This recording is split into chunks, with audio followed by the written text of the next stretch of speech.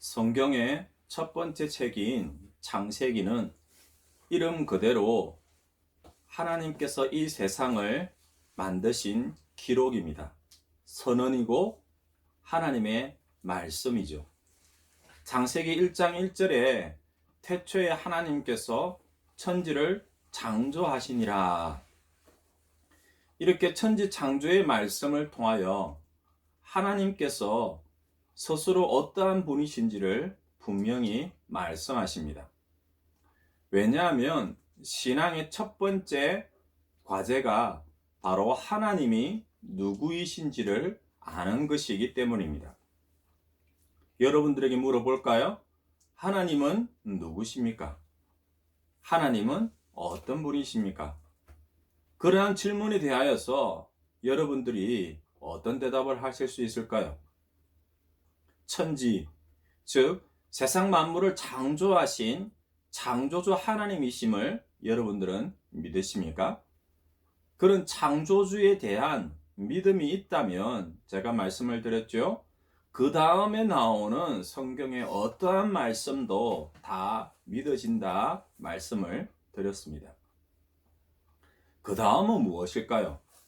신앙의 첫 번째 단계가 하나님이 누구이신지를 아는 것이라면 그 다음 두 번째는 바로 나 자신, 내가 누구인지를 아는 것입니다.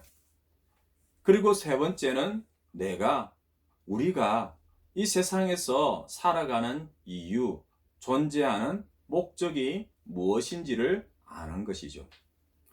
이러한 것들을 모른다면 우리의 삶은, 때로는 신앙의 삶은 그렇게 의미가 있지 않을 거예요. 가치 있다라고 말할 수도 없을 겁니다. 그래서 창세기는, 특히 창세기 1장에서는 이 세 가지를 모두 다 말해주고 있습니다.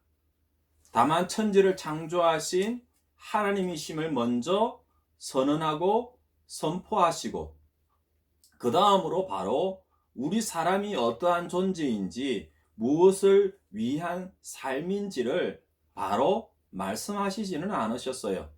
오히려 그 사이에 나온 말씀들이 있죠. 지난 시간에 말씀을 드렸습니다. 너무나 놀라운 말씀들이 먼저 기록되었습니다. 그것은 바로 천지 창조에 관한 말씀이었습니다. 여기서 천지가 단순히 하늘천, 땅지, 그 하늘과 땅만을 말하는 것이 아님을 말씀을 드렸습니다. 즉 천지, 시간과 공간과 그 속의 모든 물질들을 첫째 날, 둘째 날, 그리고 다섯째 날에 이르기까지 순서대로 무엇보다 하나님의 뜻과 계획, 그리고 그 말씀대로 창조하셨습니다. 그리고 보시기에 좋았더라 말씀하셨죠. 하지만 왜입니까? 그렇게 질문을 던졌죠. 그것은 바로 그 다음에 나오는 오늘 본문이죠. 바로 하나님의 형상대로 창조되는 사람, 바로 하나님의 백성인 우리를 위한 것이기 때문입니다. 그렇게 만들어진 시공간, 천지 만물, 세상 안에서 살아갈 그 사람, 바로 우리들을 위한 것들이었습니다. 하나님의 형상대로 지음받은 사람들이 살아갈 그 삶의 터전을 하나님께서 먼저 예비하셨습니다. 우리가 살아갈 그 삶을 위하여 필요로 되는 것들을 하나님께서 먼저 준비하시고 또한 세우신 거죠. 우리가 살아갈 그 환경들을 말입니다. 그 다음이 바로 오늘 본문에 나오는 우리 사람에 관한 이야기죠.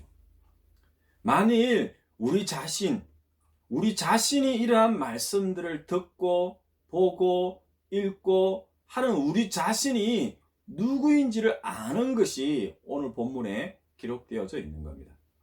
그래도 오늘 우리 자신이 아니라 이 시간에는 이 말씀을 먼저 처음으로 듣고 보게 된 그때 그 시간, 그러니까 이 성경이 기록되어지고 그 성경이 처음으로 전해졌던 그때 그 시절에 그 사람에 대한 것을 먼저 한번 살펴보고 오늘 우리를 살펴보려 합니다. 창세기를 비롯한 이 모세 오경이 기록한 당시의 배경을 먼저 살펴보고자 합니다.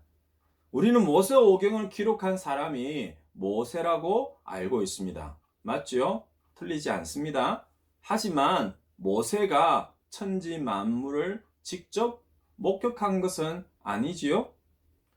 창세기의 대부분은 하나님께로부터 계시로 주어졌습니다. 그러니 모세가 기록하였다 할지라도 그 근거가 어디에 있느냐? 첫 번째는 바로 창세기, 즉 태초부터 말씀하신 하나님에게 있는 거죠.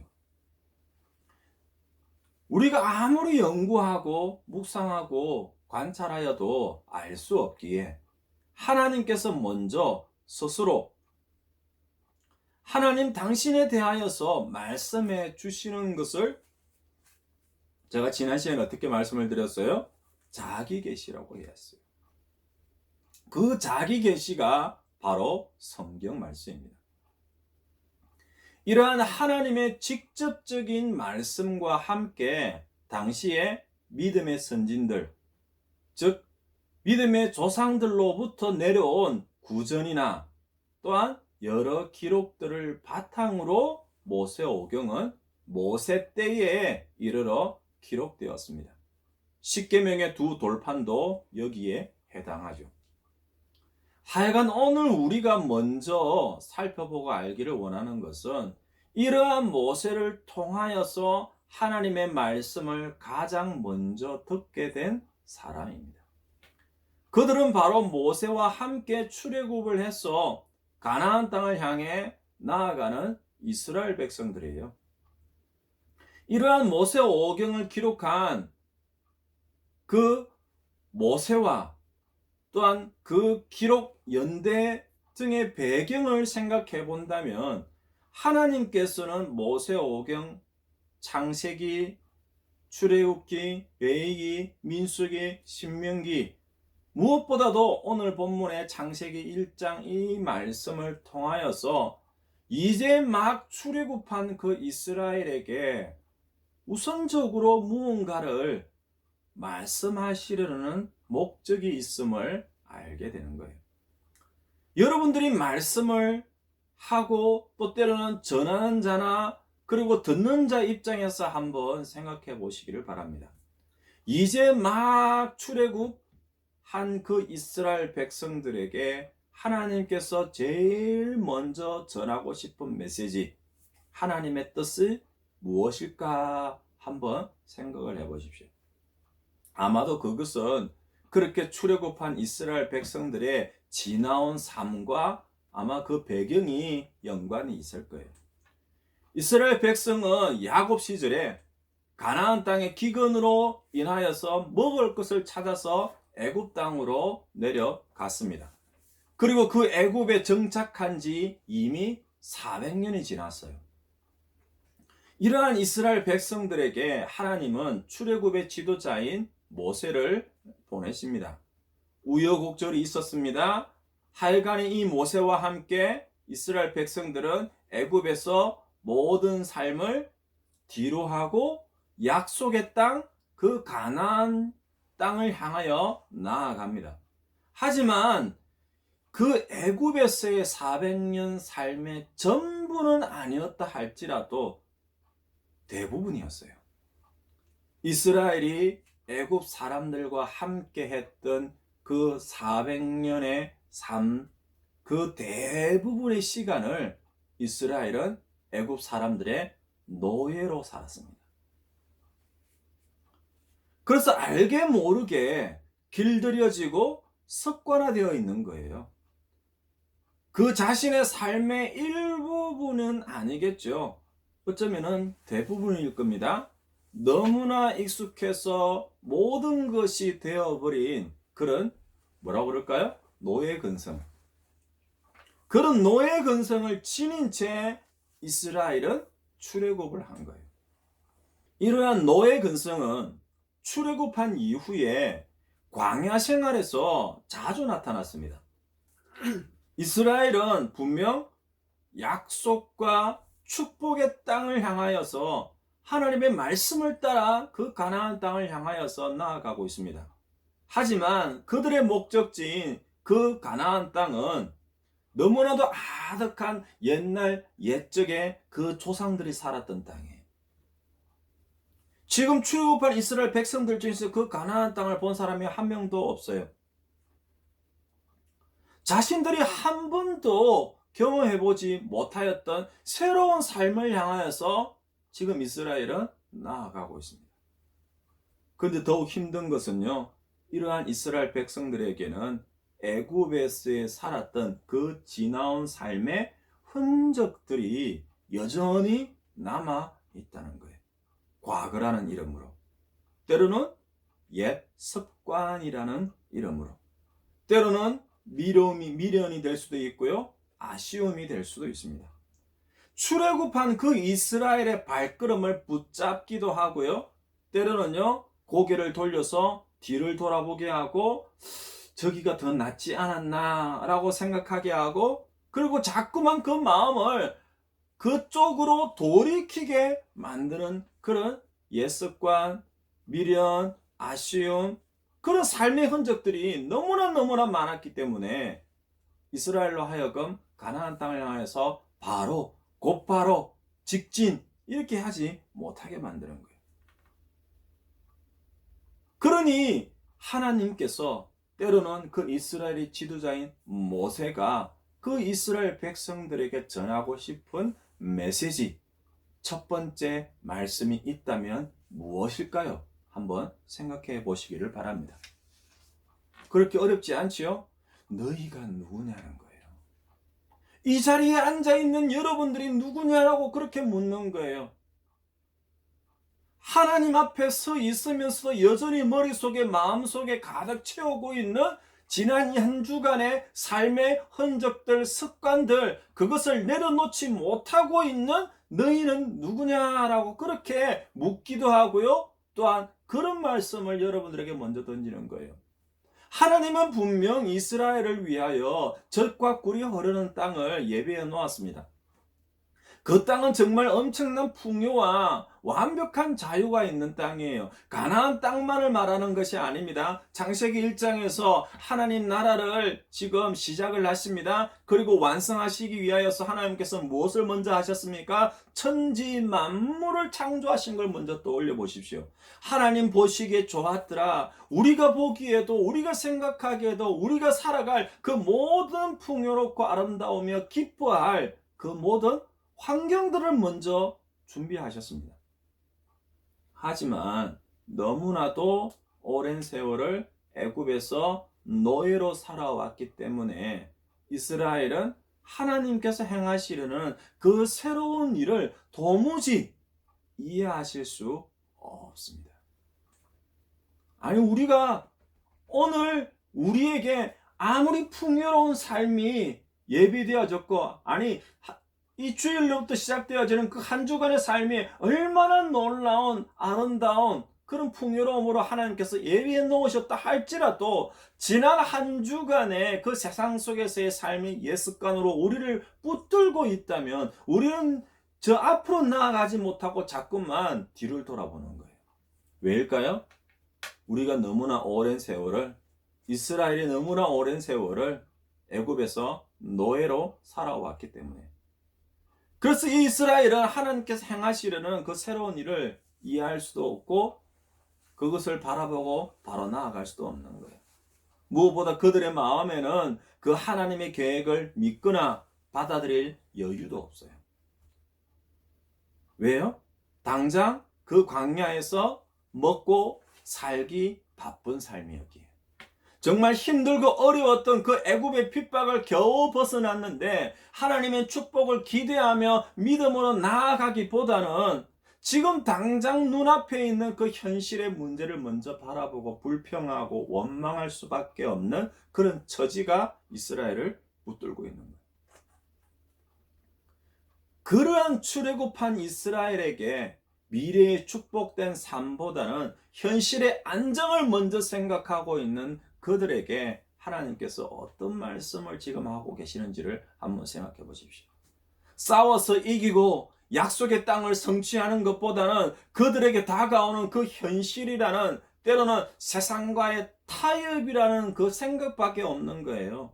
지금까지 살아온 그 삶의 방식 속에서 그들이 택할 수 있는 최선의 방법이니까요. 그래서 그들은 자꾸만 뒤를 돌아보는 거예요. 우리도 앞에 있는 이 목사인 저도 자꾸만 지난 한 주를, 과거를 뒤돌아보는 거예요. 그들 자신이 나아가야 할 그 목적지에 이르기 전에 여러 장애물들이 나타날 때마다 그들은요, 지레 겁을 먹습니다. 때로는요, 너무 쉽게 포기하고요, 주저앉아 버립니다. 결국엔 어떻게 되었습니까? 11일이면 도착할 수 있는 그 가나안 땅을 향하여서 나아가지 못하고 어떻게 되었어요? 광야에서 40년이라는 긴 세월을 방황하며 보내야만 했습니다. 이러한 이스라엘 백성들에게 힘이 되는 말씀이 있다면, 격려가 될 수 있다는 말씀이 있다면, 동기부여가 될 수 있는 말씀이 있다면 무엇일 것 같습니까? 그들의 삶을 이해하고 그들의 삶을 다시금 바로 세울 수 있는 말씀이 있다면 무엇일까요? 그들에게 주어진 그 하나님께서 약속하신 땅 가나안으로 향하게 될, 그들이 도전해야 하고 때로는 그들에게 소망이 될 그런 말씀이 있다면 무엇일지를 한번 생각해 보십시오. 이스라엘만이 아닙니다. 오늘 우리도 마찬가지예요. 세상 속에서 길들여지고 타협하고 때로는 어디로 나아가야 할지를 모른 채 마치 다람쥐 쳇바퀴 돌듯 그렇게 한 주, 한 달, 1년, 때로는 수십 년, 어쩌면은 더 오랜 세월을 세상 속에서 살아온 사람들에게, 어쩌면은 교회나 하나님이 아니라 세상이, 그 세상 속에서 살아가던 그 현실의 삶이 더 크게, 때로는 전부인 것처럼 여겨지는 우리들에게도 마찬가지로 하나님께서 주시는 말씀이 있다는 거예요. 2년이 지났습니다. 3년째 코로나 팬데믹 상황 속에서 살아가고 있는 우리 자신을 한번 돌아보시길 바랍니다. 안 그래도 주일에 한 번, 때로는 1시간 동안 교회에 나가 예배하던 것이 전부였던 사람이 얼마나 많았어요? 그런데 이제는요, 2년 동안 한 번도 교회의 문을 열고 들어가 보지 못한 이들이 얼마나 많은지 한번 생각해 보세요. 그래도 미디어, 영상으로 그 설교나 말씀을 듣고 예배에 동참하는 사람들은 있죠. 하지만 과연 오늘 우리가 그 정도의 신앙의 생활로 하나님의 백성, 하나님의 자녀, 참 그리스도인의 정체성을 잊지 않고 그 역할들을 온전히 감당하고 있을까요? 감당할 수 있을까요? 코로나 상황 속을 한번 생각해 보세요. 저는요, 심히 걱정이 돼요. 교회가 아니라 TV, 스마트폰, 유튜브에 너무나 익숙해져 있잖아요. 너무나 편하잖아요. 그냥 자고 일어나고 씻지도 않고 때로는요, 누워서 앉아서 핸드폰을 켜기만 하면, 유튜브에 들어가기만 하면, 켜놓기만 하면 1시간 동안 저절로 예배가 드려지는 그 2년의 삶을 뒤로 하고 코로나가 끝났을 때에 과연 떨쳐 일어나서 하나님 앞으로 나아가 예배하는 그 모습이 쉬울까요? 2년이 아니라 3년이 지나면 어떻게 될까요?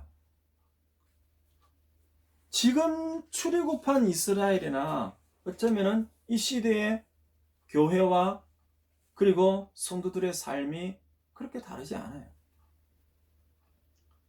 신약 성경의 고린도전서 5장 17절은 이렇게 말씀합니다. 그런즉 누구든지 그리스도 안에 있으면 새로운 피조물이라 이전 것은 지나갔으니 보라 새 것이 되었도다.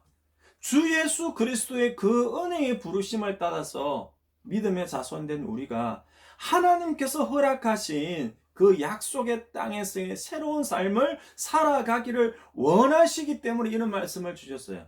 그러니 구약 성경 창세기는 바로 이렇게 출애굽한 그 이스라엘에게 세상을 떠났지만 때로는 여전히 세상 속에서 고민하고 때로는 갈등해야만 하는 오늘 우리들에게 주시는 말씀이 바로 창세기 1장이에요. 오늘 본문 말씀이에요. 창세기를 통하여서 창조주 하나님이 누구이신지를 먼저 말씀하십니다. 그 다음에 창조는 어떻게 되었습니까? 무엇을 창조하셨습니까? 과연 누구를 위하여 창조하셨습니까? 그리고 무엇보다 오늘 우리가 누구인지, 어떤 존재인지, 어떤 삶을 살아가야 하는지에 관한 말씀입니다. 때로는 그렇게 지음받은 우리들이 그 삶의 목적이 어디에 있는지, 우리가 앞으로 살아가야 할, 달려가야 할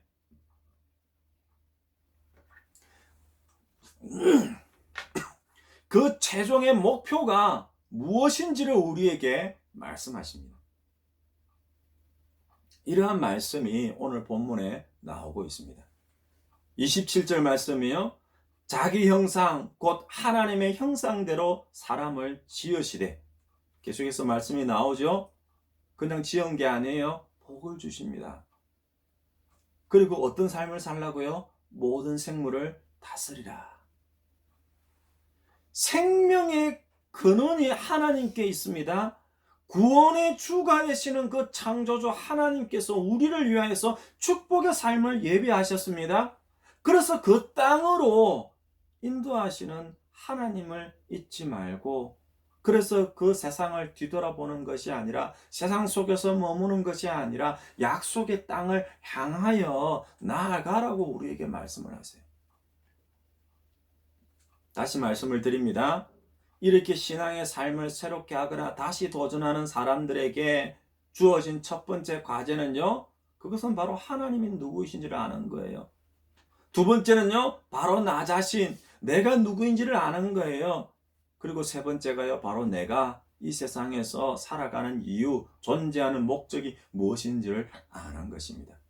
이러한 것을 모른다면 오늘 우리의 신앙의 삶은 의미가 없어요. 가치가 없어요.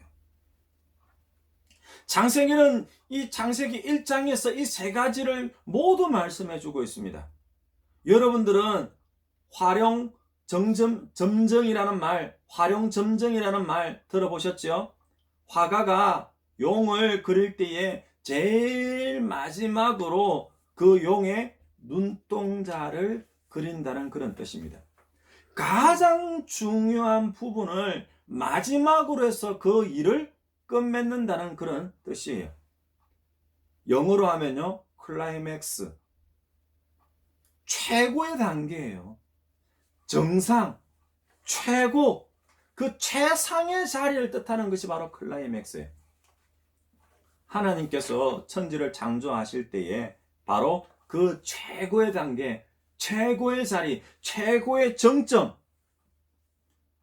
천지에 포함되어지는 그 모든 것들을 창조하신 그 정점 클라이맥스에 해당되어지는 것이 바로 오늘 인간 창조예요. 이전까지의 모든 세상 만물의 창조의 이유가 바로 오늘 그 인간 창조에 있습니다. 그러니 오늘 이 말씀을 통해서 우리는 우리 자신이 누구인지를 분명히 알아야 돼요. 우리가 이 세상 가운데서 무엇을 하며 살아가야 할지, 어떻게 살아가야 할지를 우리는 분명히 알아야 합니다. 하나님의 신성이 드러나고 하나님의 모든 능력을 부여하여서 만드신 것이 무엇인지를 알아야 돼요. 그 창조의 절정, 그 극치가 바로 우리 자신임을 아셔야 합니다. 성경 이외에 그 어떤 곳에서도 이렇게 인간의 가치를 이토록 소중하고 정당하게 최고로 평가한 곳은 없습니다. 우리 한 사람, 그 한 사람이 모든 피조물 가운데 최고, 최상이라고 그렇게 말씀하십니다. 단순히 피조물 가운데 최고가 아닙니다. 어떤 피조물에게도 없는 그 모든 피조물들과 다 구별되는 그 중에서 가장 특별한 하나님의 형상대로 지음받은 사람, 그 존재를 말씀하고 있어요. 뿐만이 아니죠. 이미 이전에 미리 창조하신 그 모든 피조물이 바로 마지막 피조물인 우리 사람, 그 사람들이 살아갈 삶의 터전 환경이 됩니다. 여러분들이 한 가지만은 잊지 말았으면 좋겠어요. 활용, 정점이요, 클라이맥스요, 천지창조의 그 절정으로 하나님께서 우리를 만드셨다는 것을. 최고의 모습, 최고의 상태, 최고의 아름다움을 주시기 위하여서 하나님께서는 우리를 세상에서는 결코 볼 수 없는 하나님의 형상대로 만드셨어요. 이 세상에는 없는 거예요. 이미 만들어진 그 어떤 것들과도 다른 것들이에요. 그래서 너무나도 분명하고 특별한 계획과 목적을 따라 지음받았을 때에 하나님께서 보시기에 좋았더라? 아니죠. 최상의 표현이에요. 심히 좋았더라. 그렇게 말씀하신 거예요. 마지막으로 한 가지만 더 이야기할까요? 형상은 그러면 무엇을 말할까요? 형상이라는 것은 어떤 원래의 모습이 있습니다. 어떤 원래의 형태가 있어요. 그게 바로 형상이에요. 그것을 그대로 모방하여서 만들 때 그 만들어진 것의 대상이 되는 것을 본래의 모습, 본래의 형상이에요. 그거 형상이라고 그러는 거예요. 물론 이러한 형상은 자녀들이 그 부모의 얼굴과 손과 발이 닮았다라고 말하는 그 외적인 모습을 말하는 것이기도 합니다. 하지만 그것이 전부는 아닌 거예요.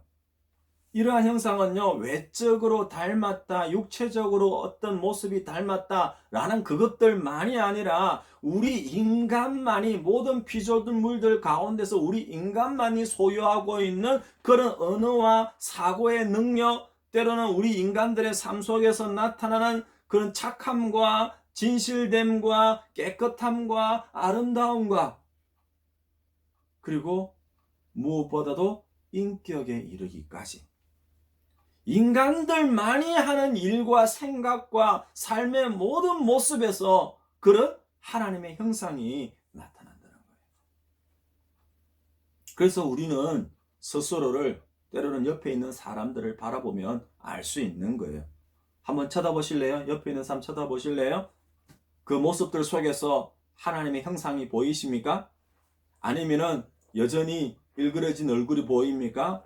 무언가 못마땅해서 심통이 나 있습니까? 아니면은 욕심이 이쪽에도 붙어 있고 저쪽에도 붙어 있고 나밖에 모르는 그런 이기적인 그런 얼굴인가요? 만일 그렇다면요, 하나님의 형상은 보이지 아니하고 그런 모습만 보이는 그 얼굴들을 향하여서 하나님께서 무엇이라 말씀하실까요? 하나님 보시기에 좋았더라, 심히 보시기에 좋았더라, 그렇게 말씀하실까요? 아니면은 너 왜 이렇게 사니? 너 이전에는 그렇지 않았지 않느냐? 라고 그렇게 말씀하실까요? 이러한 형상과 모양을 다르게 표현해 볼까요? 여러분들의 얼굴과 성격과 그 삶의 모습은 바로 하나님의 형상이 표현되어지고 그려진 초상화라고 그렇게 말씀을 드릴 수 있어요. 그래서 신약 성경에는 우리 믿는 사람들을 그리스도의 편지, 그리스도의 향기, 때로는 그리스도의 냄새를 풍기는 사람이라고 그렇게 말씀하는 거예요. 그러니 옆에 있는 사람에게서 어떤 냄새가 나나요? 어떤 향기가 뿜어져 나오나요? 어떤 모습, 그리스도의 모습이 나타나고 있나요? 물론 그 초상화를 아무리 실감나게 그렸다고 할지라도, 사실적으로 그렸다 할지라도 그 그림 자체가 실제 인물 하나님일 수는 없죠. 하지만 한 가지는요, 분명히 아십시오. 왕의 초상화가 왕은 아니지만은요, 그 왕의 초상화를 함부로 대할 사람이 있을까요? 그래서 신약 성경에서는요, 그 하나님의 형상을 소유하고 있는 닮아 그려진 그 왕의 초상화도 같은 그 형제와 그 자매를 향하여서 라가, 바보, 병신이라고 그렇게 말하면요, 지옥불에 떨어지고 때로는 적결 재판을 받게 된다고 그렇게 말씀하십니다. 제가 여러분들에게 이러한 형상에 대하여서 말씀을 드리는 것은 한 가지 다른 이유가 있어요. 하나님의 형상과 모양대로 지음받은 우리들에게 그에 걸맞는 자존감이 필요하다는 거예요. 하나님이 지으신 천지가 우리의 삶의 터전이에요.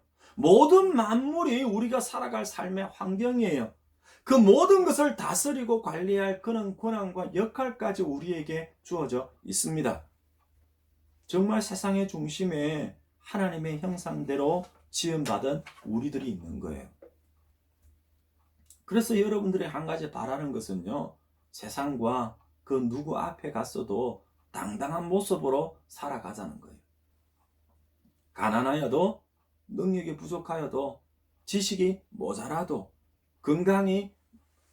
건강하지 못하여도, 하나님의 택함 받은 거룩한 백성, 그 무엇과도 바꿀 수 없는 귀하고 복된 그 하나님의 자녀로서 하나님과 우리 자신의 그 정체성, 삶의 목적을 우리가 잊지 않는다면 자존감을 좀 가져야 합니다. 자존감은 다른 게 아니에요. 우리 자신이 누구인지를 아는 거예요.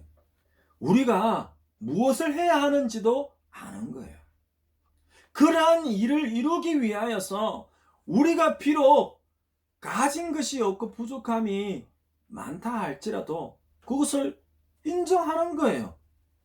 하지만 그렇게 인정할 때 그런 자신을 하나님께서 도우시고 예비하시고 인도하신다는 것을 우리는 알기 때문에, 무엇보다 우리 인간의 하나님 형상대로 지음받은 그 인간의 존귀함을 알기 때문에 우리는 결코 세상과 타협하거나 그 세상에 무릎 꿇지 않는 그런 당당함이 바로 자존감입니다. 그러니 아는 것이 적어도 부끄러워하지 마세요. 가진 것이 없어도 멈추지 마세요. 부족함이, 능력이 부족하여도 멈추지 마십시오. 그리스도에게는요, 하나님의 백성, 하나님의 자녀된 우리에게는 하나님의 형상이 주어졌어요. 또한 그 하나님의 형상이 회복되었음을 여러분들은 믿으시기 바랍니다. 우리들의 뒤에는 언제나 하나님의 손길이 예비되어 있고 그 능력과 그 힘이 되어줄 천군 천사가 우리를 받쳐주고 있어요. 무엇보다 우리의 삶의 곳곳에 우리 안에 우리와 함께 모든 삶 속에서 하나님께서 함께 하신다고 약속하셨습니다. 그런 하나님의 형상대로 창조되어진 그 자존감으로 당당하게 오늘도 이 한 주간의 삶도 부족함과 연약함과 어리석음 가운데에서도 우리와 함께 하시는 그 하나님으로 말미암아 힘있게 당당하게 담대하게 나아가는 저와 또한 믿음의 가정 예수 우리 교회 주의 성도들 되시기를 주임으로 축복합니다. 아멘.